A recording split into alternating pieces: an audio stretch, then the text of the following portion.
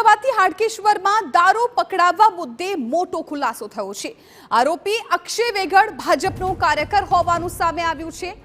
Vegad Khokhra ward ભાજપનો અનુસૂચિત જાતિ મોરચાનો પ્રમુખ। હાડકેશ્વરના સ્મશાનમાંથી પકડાયો દારૂનો જથ્થો। સીએનજી ભઠ્ઠીના ભોયરામાં સંતાડ્યો હતો દારૂનો જથ્થો। સ્મશાનમાં રહેતા અક્ષય વેગડ અને રાજન વેગડની હાલ ધરપકડ કરી લેવાઈ છે। દારૂ સહિત 3 લાખથી વધુની રકમનો મુદ્દામાલ પણ કબજે કરી લેવામાં આવ્યો છે। સંવાદદાતા હરીન માત્રવાડિયા વધુ જાણકારી આપી રહ્યા છે। હરીન, શું છે અપડેટ્સ?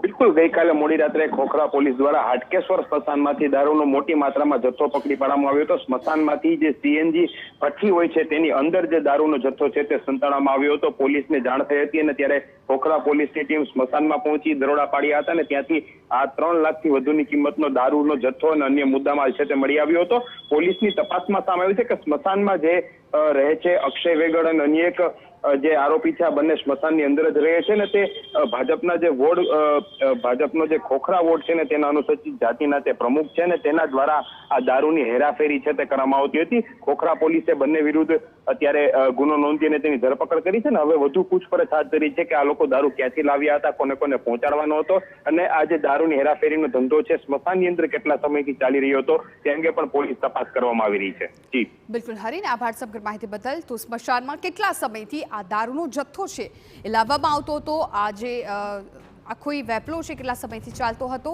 એ બાબતે અત્યારે પોલીસ છે તપાસ કરી રહી છે, પરંતુ 2 આરોપીના નામ સામે આવ્યા છે અને બંનેને ઝડપી લેવામાં આવ્યા છે।